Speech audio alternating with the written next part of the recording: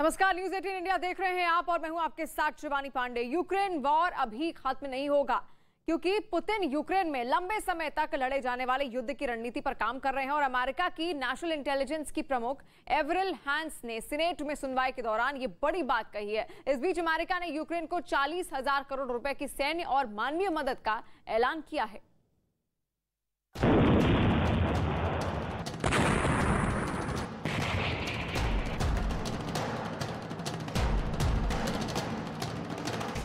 क्या यूक्रेन में जंग लंबी खींचेगी?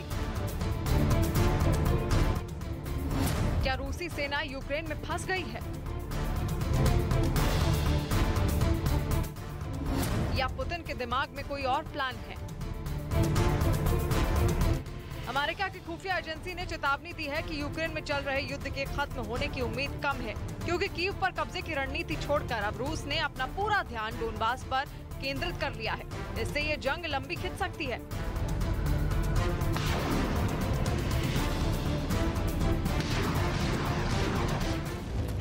अमेरिका की खुफिया विभाग के अध्यक्ष एवरिल हैंस के बयान के मुताबिक रूस के राष्ट्रपति पुतिन यूक्रेन में लंबे समय तक जंग जारी रखने की तैयारी कर रहे हैं। वो सिर्फ डोनबास तक सीमित नहीं रहेंगे बल्कि उनका लक्ष्य इससे भी ज्यादा है। वो ओदेसा से लेकर ट्रांसनिस्ट्रिया तक युद्ध की आग भड़काने में लगे हैं। ओदेसा वही जगह है जहां रूसी सेना जोरदार हमले कर रही है। खबर यह भी है कि पुतिन यूक्रेन में मार्शल लॉ लागू कर सकते हैं। अगर ऐसा हुआ तो यूक्रेन में रूसी सेना का राज हो जाएगा। मार्शल लॉ का इस्तेमाल किसी आपात स्थिति में, किसी संकट की प्रतिक्रिया में या फिर कब्जे वाले क्षेत्र को नियंत्रित करने के लिए किया जाता है। एवरिल हैंस के मुताबिक रूस को भरोसा है कि अमेरिका और यूरोपियन यूनियन की मदद के बावजूद यूक्रेन में महंगाई, भोजन की कमी और ऊर्जा व्यवस्था खराब हो जाएगी, जिससे पुतिन को युद्ध खींचने में मदद मिलेगी। हालांकि अमेरिकी खुफिया विभाग के अध्यक्ष एवरिल हैंस ने परमाणु हमले से इनकार किया है। उनका कहना है कि रूस सिर्फ अपने अस्तित्व के खात्मे के डर के बाद ही परमाणु हमले को अंजाम देगा।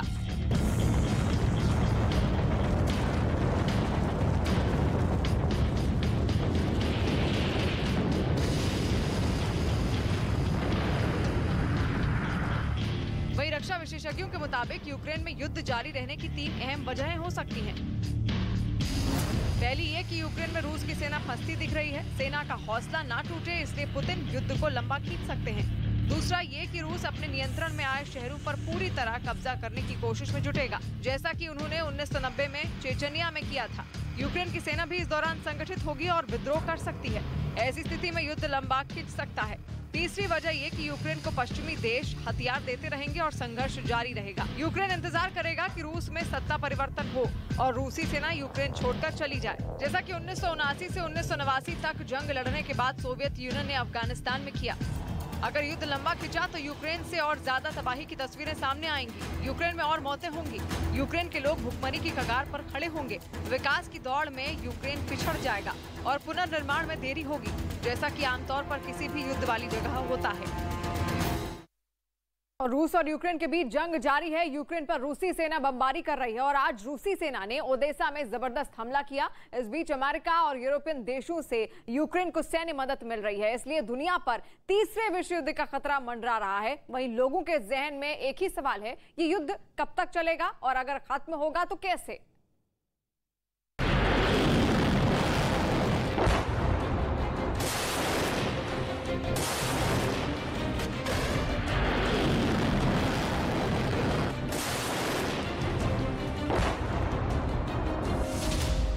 और यूक्रेन की जंग कब खत्म होगी?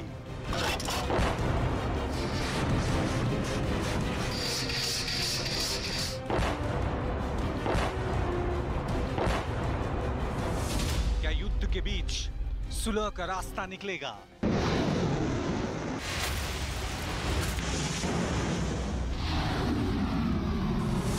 अगर ये जंग नहीं रुकी तो क्या होगा?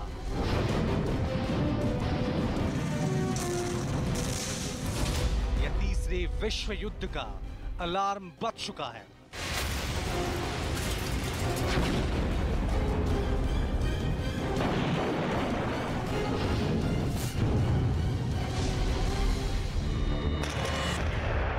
रूस ने जब यूक्रेन पर हमला किया था तो उसे लगा था कि वो जल्द ही राजधानी की पर कब्जा जमा लेंगे। और वहां रूस का प्रशासनिक शासन हो जाएगा। लेकिन अमेरिका समेत नाटो देशों से मिल रही सैन्य मदद ने यूक्रेन को रूस से टक्कर लेने में मदद की और नतीजन रूसी सेना को कई जगह मुंह की खानी पड़ी।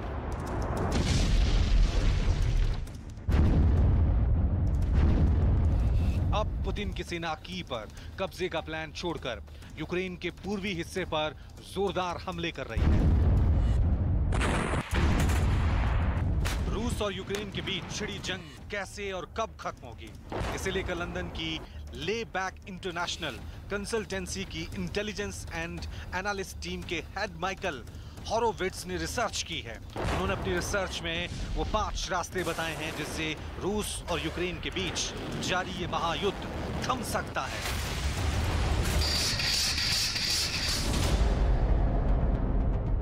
माइकल हॉरोविट्ज की रिसर्च का पहला पॉइंट यह है कि पुतिन अब यूक्रेन में जंग नहीं लड़ रहे हैं, बल्कि उन्होंने वहां स्पेशल ऑपरेशन लॉन्च किया है जिसमें भाड़े के लड़ाकों को बुलाया गया है ताकि जो रूसी सेना जंग के मैदान में डटी है उसे आराम मिल सके और यूक्रेन पर हमले के लिए दूसरे सैनिकों को एक जगह इकट्ठा किया जा सके। इसके बाद पुतिन की सेना यूक्रेन पर जोरदार हमला करेगी और उस पर कब्जा करके जीत का ऐलान कर सकते हैं। माइकल हॉरोविट्ज की रिसर्च के दूसरे पॉइंट के मुताबिक पुतिन को पता चल चुका है कि वो कीव पर कब्जे से काफी दूर हैं, इसलिए रूसी सेना ने अपनी पूरी ताकत डॉनबास, क्राइमिया और दक्षिणी यूक्रेन की तरफ लगा दी है ताकि यूक्रेन को बातचीत की टेबल पर लाने के लिए दबाव बनाया जा सके और अपनी शर्तों को मनवाया जा सके। अगर ऐसा हुआ तो फिर रूस अपनी सेना की वापसी का ऐलान कर सकता है। पुतिन ने 1,90,000 से ज्यादा सैनिकों के साथ इस युद्ध का आगाज किया था, लेकिन यूक्रेन का अंजाम वैसा नहीं हुआ जैसा उन्होंने सोचा था। माइकल हॉरोविट्ज के मुताबिक अमेरिका और यूरोपियन देश युद्ध को लंबा खींचना चाहते हैं, इसका यूक्रेन को फायदा होगा। दरअसल एक तरफ रूस पर आर्थिक पाबंदियां लगी हैं, दूसरी तरफ उसके सैनिक मारे जा रहे हैं, तीसरी तरफ रूसी सेना यूक्रेन में सिर्फ एक हिस्से तक ही सीमित हो गई है। इससे रूस का मनोबल टूट रहा है। ऐसे में पुतिन पर बातचीत का दबाव बनेगा और युद्ध खत्म हो सकता है। नतीजन रूस में पुतिन की लोकप्रियता घटेगी और वहां भी सत्ता परिवर्तन हो सकता है। माइकल हॉरोविट्ज की रिसर्च का चौथा पॉइंट कहता है कि यूक्रेन युद्ध लंबा खिंचा तो इसका फायदा रूस को भी हो सकता है, जैसा कि सीरिया वॉर में हुआ और वहां बशर अल असद सरकार बनी थी। यूक्रेन में भी पुतिन ज़ेलेंस्की सरकार को तोड़ सकते हैं और सत्ता की कुर्सी अपनी पसंद के लोगों को सौंप सकते हैं और युद्ध खत्म हो सकता है। इंटेलिजेंस एक्सपर्ट माइकल हॉरोविट्ज की रिसर्च का आखिरी पॉइंट, रूस के लिए यूक्रेन में जीतना आसान नहीं है क्योंकि यूक्रेन ने अपना सब कुछ दांव पर लगा दिया है। ऐसी कंडीशन में अगर यूरोपीय देश पुतिन की सेना को अपने ऊपर पड़ा देते हैं तो ये यूक्रेन के साथ साथ उनकी भी हार होगी। ऐसे में अगर जंग को रोकना है तो बस एक ही विकल्प है, यूक्रेन की जीत, और ये तभी हो सकता है जब रूस की सेना को यूक्रेन में घुसने से रोका जाए और पुतिन को झुकाया जाए। इस बीच अमेरिकी राष्ट्रपति बाइडेन का यूक्रेन और रूस जंग को लेकर एक बयान सामने आया है। बाइडेन ने वॉशिंगटन में एक कार्यक्रम के दौरान कहा कि पुतिन बहुत ही गणना करने वाले व्यक्ति हैं। अब मुझे जिस चीज की चिंता है वो ये कि रूसी नेता के पास अभी युद्ध से निकलने का कोई रास्ता नहीं है और मैं ये पता लगाने की कोशिश कर रहा हूं कि हम इसे लेकर क्या कर सकते हैं। यानी बाइडेन को भी लगता है कि यूक्रेन युद्ध का अंजाम अभी बाकी है। अभी जो हालात हैं उसके मुताबिक यूक्रेन के ऊपर से जंग के बादल हटते नहीं दिख रहे हैं और अगर ये युद्ध लंबा खिंचा तो उसके और ज्यादा खतरनाक परिणाम सामने आ सकते हैं।